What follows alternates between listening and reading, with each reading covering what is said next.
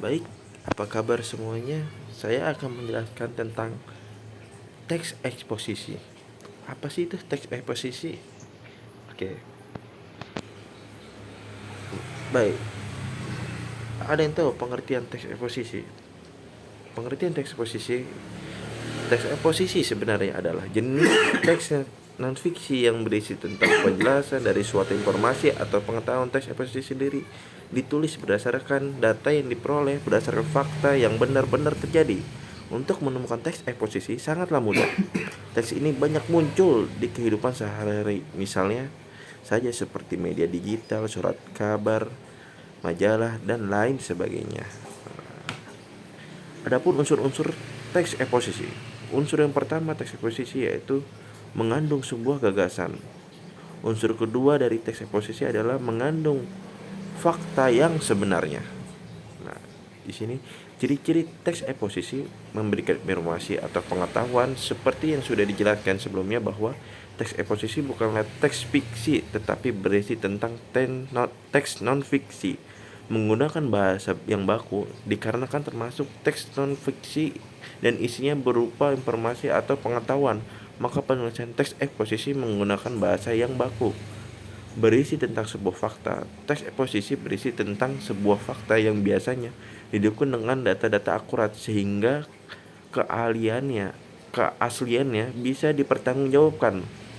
Format penulisannya singkat. Format penulisannya singkat, jelas, dan padat. Ciri teks eksposisi berikut adalah format penulisan singkat, jelas, dan padat. Dengan format penulisan seperti itu, maka pembaca akan mudah menerima informasi atau pengetahuan yang ada di dalam teks eksposisi. Terus yang ketiga, cirinya bersifat objektif, tidak memihak. Ciri-ciri terakhir dari teks eksposisi adalah teks eksposisi harus bersifat objektif dan tidak memihak satu pihak atau beberapa kepentingan saja. Nah, kita lanjut. Nah, di sini ada struktur teks eksposisi. Ada tesis, rangkuman argumen, dan penegasan norma. Tesis itu apa? Tesis bagian ini adalah pertama sekaligus pembuka dari teks eksposisi. Tesis sendiri dapat dipahami sebagai bagian memiliki fungsi untuk menyajikan pengenalan isu, masalah gagasan utama, hingga pandangan penulis secara umum terkait topik atau masalah yang dibahas. Dan terus rangkaian argumen. Apa itu rangkaian argumen? Bagian kedua dari struktur teks eksposisi adalah rangkaian argumen. Setelah tesis mengenalkan sesuatu isu atau masalah yang sedang hangat diperbincangkan oleh banyak orang, teks eksposisi akan dilanjut dengan rangkaian argumen. Terus penegasan ulang. Bagian terakhir dari struktur teks eksposisi yaitu penegasan ulang. Setelah penulis menyampaikan isu atau masalah yang dan sudah didukung oleh berbagai alasan atau pendapat yang sesuai fakta, berikutnya akan disajikan penutup atau simpulan.